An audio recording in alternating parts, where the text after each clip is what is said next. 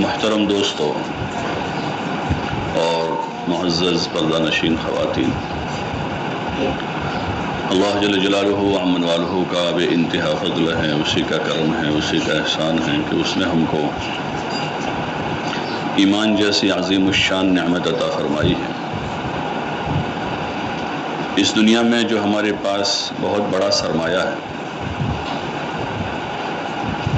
اللہ تعالیٰ کی یہ بہت بڑی نعمت ہے جو اللہ پاک نے انبیاء علیہم السلام کو عطا فرمایا، اور پھر اپنے مخصوص بندوں کو اللہ پاک نے ایمان دیا۔ کروڑوں میں سے اللہ پاک نے انتخاب کیا اور ہم کو یہ ایمان کی نعمت دی ہے۔ جن کے پاس نہیں ہے قابل رحم ہے، جن کے پاس یہ نعمت نہیں ہے وہ قابل رحم ہے، چاہے ان کے پاس پوری دنیا ہے۔ ایسے کروڑوں انسان ہیں دنیا میں کہ جن کے پاس ایمان نہیں ہے، ان کے پاس تندرستی ہے، زندگی ہے، مال ہیں، اسباب ہیں، زمین جاگیر ہیں، سونا چاندی ہیں، حسن و جمال ہے، لیکن ایک بہت بڑی نعمت ان کے پاس نہیں ہے، وہ ایمان ہے۔ ان میں سے کوئی ایمان کی طرف آتا ہے تو وہ بڑا شکر گزار ہوتا ہے،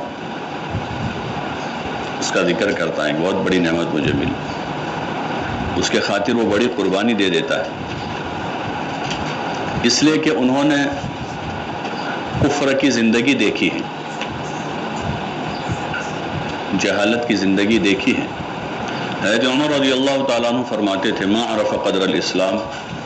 الا من عاش فی الجاہلیہ، کہ اسلام کی قدر اور اس کی قیمت وہ پہچانے گا جس نے جاہلیت کا زمانہ دیکھا ہے کہ جاہلیت میں کیا ہوتا ہے۔ کفر اندھیرا ہے، شاید اس کے ساتھ پوری دنیا ہے، لیکن اندھیرا ہی اندھیرا ہے، ظلمت ہی ظلمت ہے، اللہ کا نام ہی نہیں ہے، پیدا کرنے والے کی پہچان نہیں ہے، اللہ کا نام نہیں ہے، پیدا کرنے والے کی پہچان نہیں ہے، تو ظلمت ہی ظلمت ہے اور اندھیرا ہی اندھیرا ہے۔ ہم اس نعمت پر جتنا اللہ کا شکر کرے تھوڑا ہے کہ اس نے ہم کو ماں کی گود میں کلمہ پڑھا دیا، ماں کی گود میں ہی ایمان دے دیا کہ پیدا ہوئے تو ہماری کان میں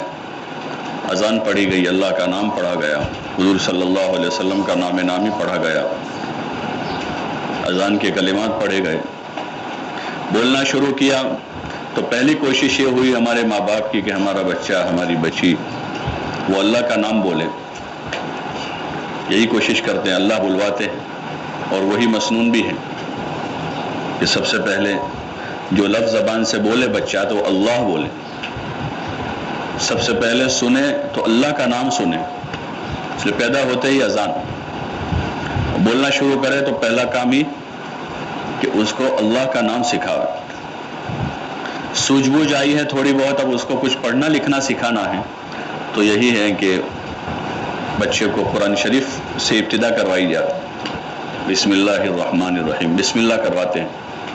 کہ بچے میں تھوڑی سوجھ بوجھ ہوئی ہے، 2.5-3 سال کا ہو گیا ہے، اور اب اس کو کچھ پڑھانا ہے تو کیا پڑھانا ہے، تو سب سے پہلے اللہ کا نام بلواتے ہیں،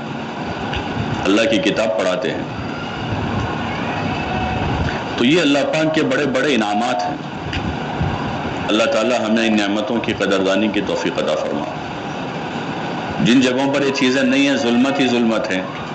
وہاں رہنے والے مسلمان اس چیز کو سمجھتے ہیں کہ کتنی بڑی بڑی نعمتیں،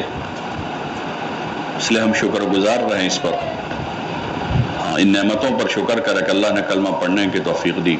ایمان جیسی عظیم الشان نعمت عطا فرمائی، اللہ نے اپنا نام لینے کی توفیق دی، روزانہ 5 وقت ہمارے کانوں پر اذان کی آواز آ رہی ہے، اور مزید جو کچھ خیر کی توفیق ہے اس پر ہم شکر گزار بنیں۔ شکر سے نعمتوں میں اضافہ ہوتا ہے، اور اللہ کا یہ مطالبہ ہے نعمتوں پر شکر کا،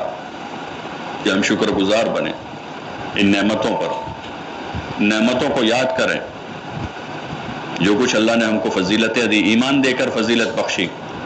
پھر حضور علیہ السلام کی امت میں پیدا فرما کر ہم پر فضیلت بخشی ہے، ہم کو فضیلت دی ہے،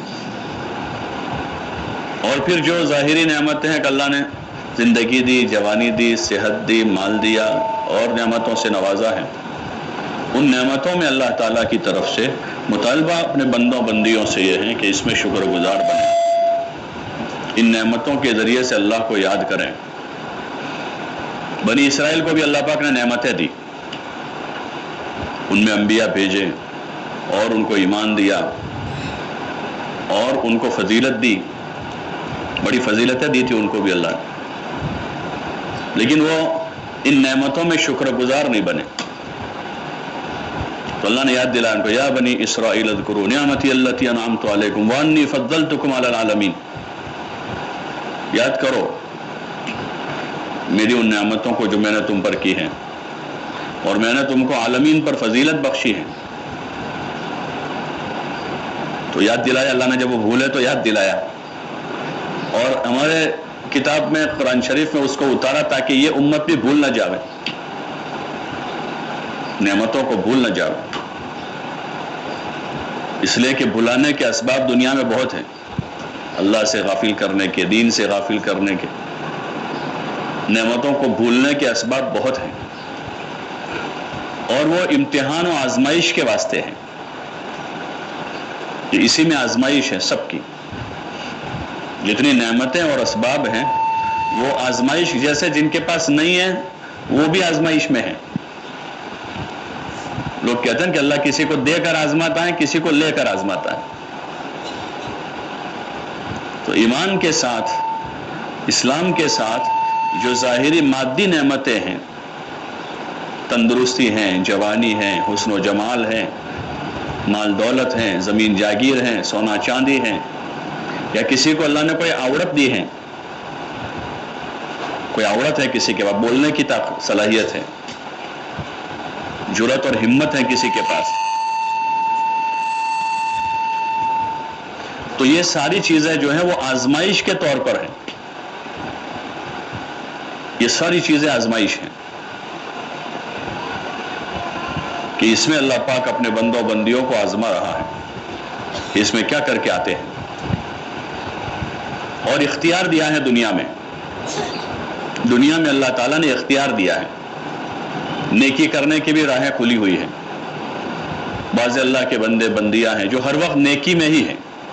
صبح شام رات دن، کبھی نماز میں، کبھی ذکر میں، کبھی تلاوت میں، کبھی عبادت میں، کبھی خدمت میں، کبھی حسن سلوک میں، کبھی صلہ رحمی میں، ہر وقت ان کو نیکی کی ہی سوچتی ہے۔ بعض وہ ہیں جن کو ہر وقت گناہ کی سوچتی ہے، بعض وہ ہیں جو بعض اوقات نیکی میں ہیں، بعض اوقات گناہ میں ہیں۔ اللہ پاک نے اختیار دیا ہے کہ اپنے اختیار سے آدمی اپنے لیے راستہ صحیح منتخب کرے، نیکی کا راستہ تلاش کرے، ایمان کے بعد اسی کا مطالبہ ہے۔